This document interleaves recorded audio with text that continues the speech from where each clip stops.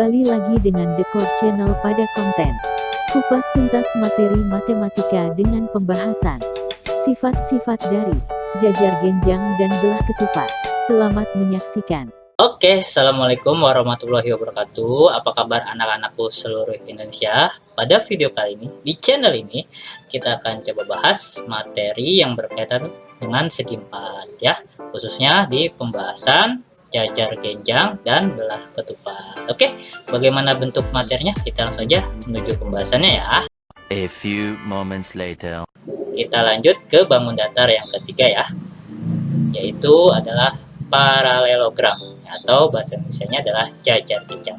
Oke, coba kita lihat anak, bagaimana sifat dari jajar genjang itu sendiri. Oke, tapi sebelum itu diingatkan kembali bahwasanya segi 4 adalah bangun datar yang memiliki 4 sisi dan 4 sudut ya. Oke, coba kita lihat sifat-sifat dari jajar genjang itu apa.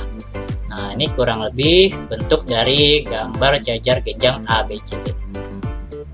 Keliling jajar genjang itu sendiri sama sebetulnya dengan keliling dari bangun datar yang lainnya ya, yaitu cukup kita jumlahkan sisi-sisinya saja.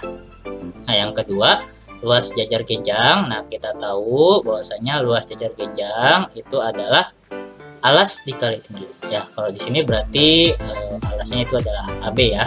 Nah, tingginya bisa kita lihat, kita tarik garis dari titik sudut D. Nah, ingat-ingat bahwasanya luas jajar genjang itu alas dikali tinggi tanpa dibagi dua ya. Oke, langsung saja kita menuju sifat-sifat dari jajar genjang itu sendiri ya. Nah,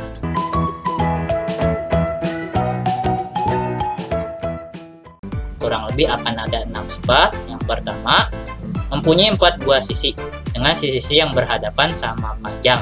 Oke, nah sisi-sisi yang berhadapan sama panjang itu kuncinya. Berarti AD ya, si AD itu otomatis panjangnya akan sama dengan CB ya, karena AD ini sisi di hadapannya adalah CB. Dan otomatis juga AB itu panjangnya juga akan sama dengan CD. Nah, karena AB sisi di hadapannya adalah CD. Inilah sifat dari yang pertama.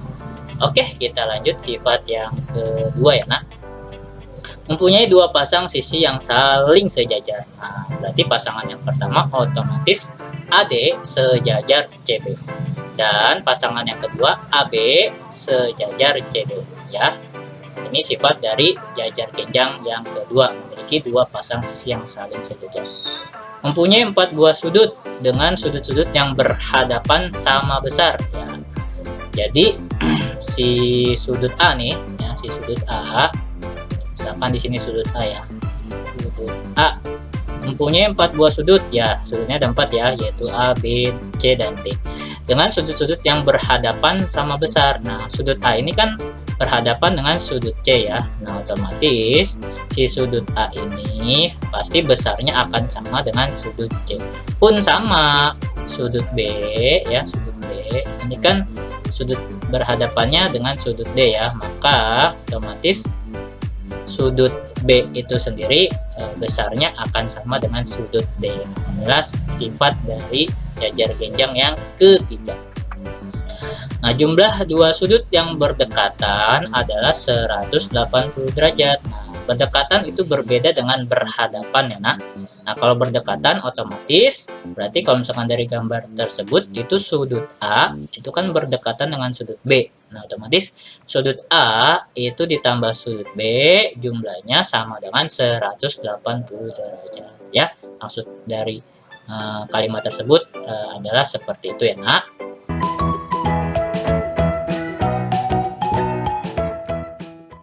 oke, kita lanjut sifat yang keempat.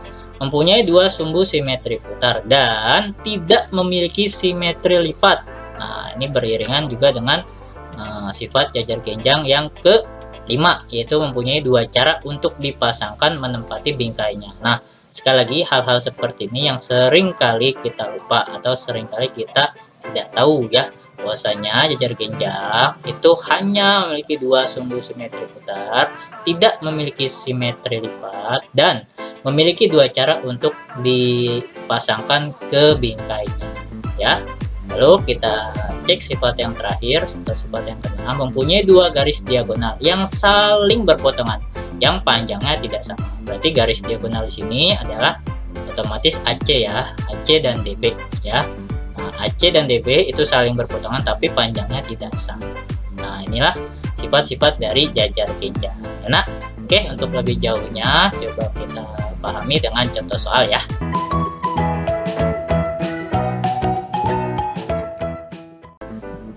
Oke, coba kita lihat contoh soalnya ya. Oke, coba kita jawab ya soal tersebut. Nah, kita tuliskan dulu apa-apa saja yang diketahui dari soalnya ya. Di sini dikatakan bahwasanya AB panjangnya 10. Nah, AB 10. Nah, BC 16, BC 16 ya, Nak. Nah, lalu BE itu 8, BE 8 ya. BE 8.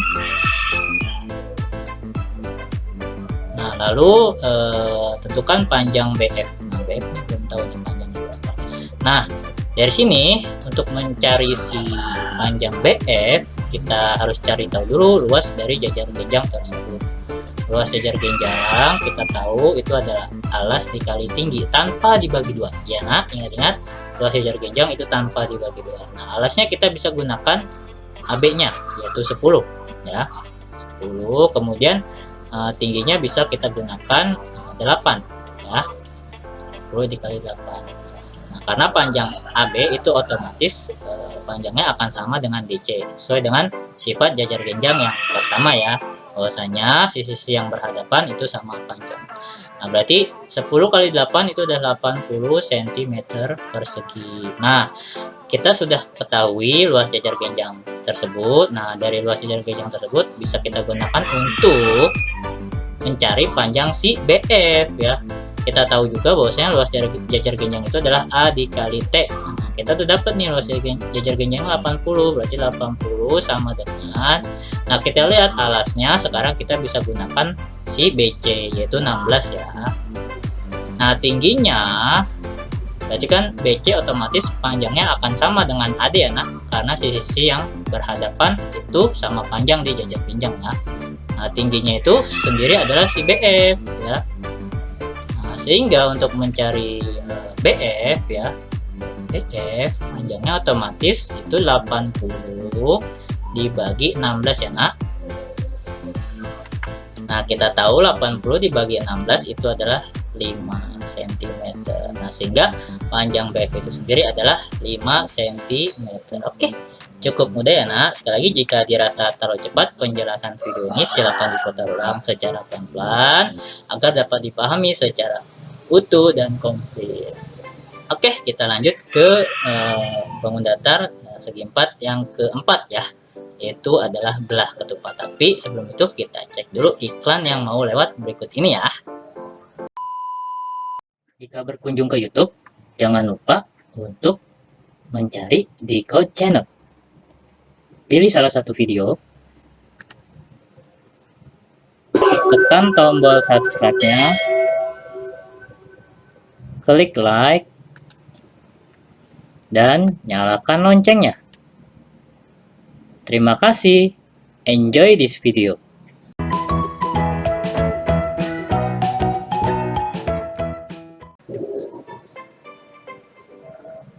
Oke, kita lanjut ya, Nak, ke bangun datar segi 4 yang keempat, yaitu adalah belah ketupat atau bahasa Inggrisnya adalah rhombus. Nah, oke, coba kita lihat, Nak, sifat-sifat dari belah ketupat itu sendiri apa. Tapi sebelum itu ya, di sini ada belah ketupatnya, yaitu belah ketupat ABCD ya. Diingatkan dulu sebelumnya bahwasanya segi 4 itu adalah bangun datar yang memiliki 4 sisi dan 4 sudut ya. Nah, keliling belah ketupat sama seperti yang lain ya, Nak, cukup menjumlahkan sisi-sisinya saja. Nah, luas belah ketupat itu sendiri yaitu luas sama dengan setengah kali diagonal yang pertama dikali dengan diagonal yang kedua. Nah, ingat diagonal di sini berarti diagonal yang pertama itu adalah AC. Nah, diagonal yang kedua itu adalah BD ya.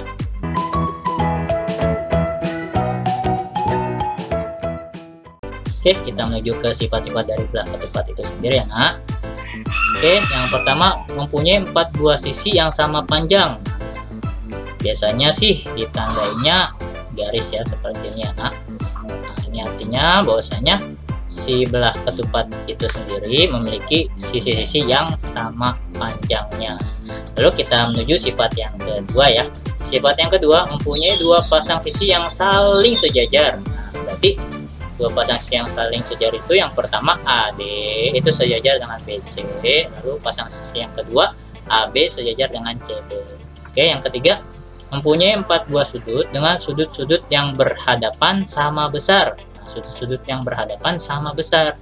Nah, berarti kalau misalkan sudut A itu kan berhadapan dengan sudut C, otomatis sudut A itu akan sama dengan sudut C. Sudut B itu berhadapan dengan sudut D, otomatis sudut B itu akan sama besarnya dengan sudut D. Nah, jumlah dua sudut yang berdekatan adalah 180 derajat. Nah, sekali lagi ya nak, berhadapan itu berbeda dengan berdekatan. Nah, kalau berdekatan berarti sudut A itu ketika ditambah dengan sudut B itu besarannya adalah 180 derajat. Kenapa? Karena dua sudut tersebut saling berdekatan ya. Ini sifat yang ketiga dari belah ketupat atau rhombus.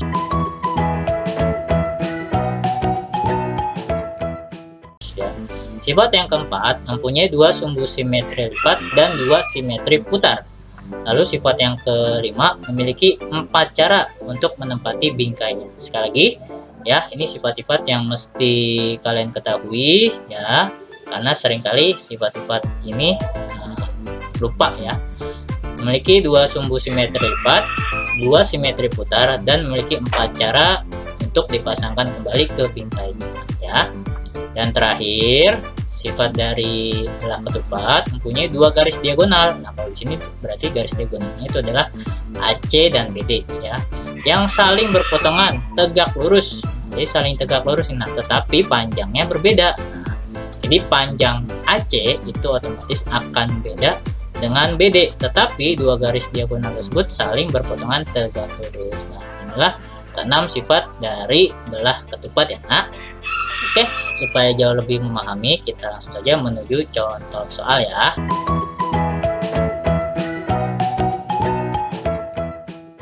Oke, kita lihat bentuk soalnya nak. Perhatikan gambar berikut. KLMN adalah belah ketupat dengan panjang KM 24. Nah, jadi panjang diagonal yang pertama dari belah ketupat ini adalah 24. Nah, 24 dibagi 2 berarti masing-masing 12 ya nak. Nah, 12 masing-masing ya. Ingat-ingat bahwasanya diagonal dari belah ketupat biasanya sih sering kita bagi 2 dulu ya nak, supaya masing-masing panjang KO dan OM ini adalah sama.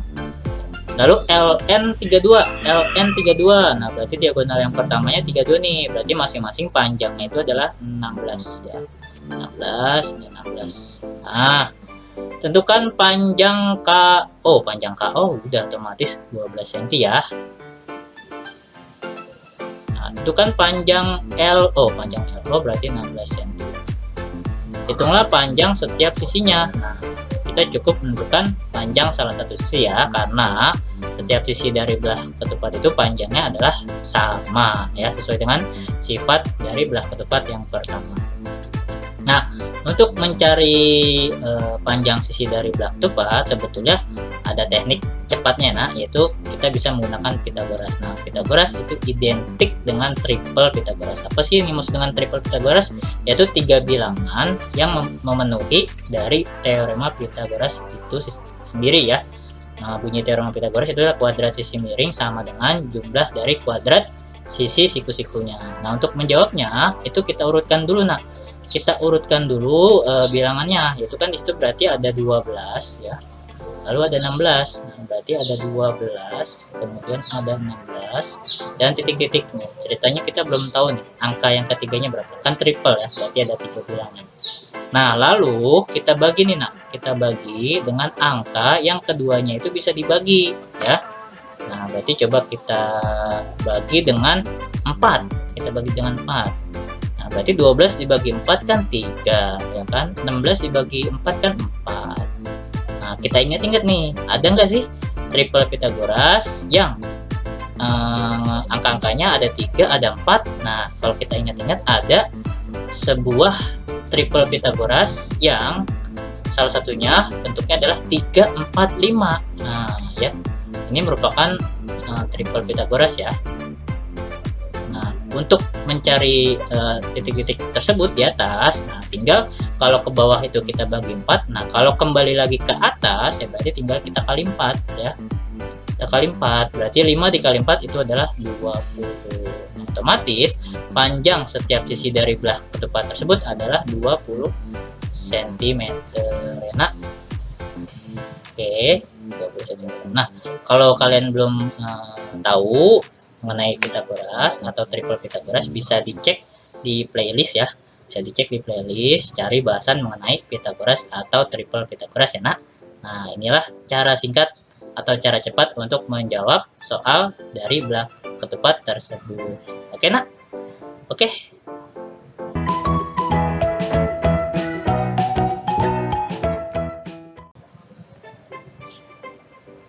Oke, mungkin cukup ya pembahasan pada sesi kali ini. Tapi sebelum itu, jika dirasa bermanfaat, silakan di-share pada siapapun yang membutuhkan.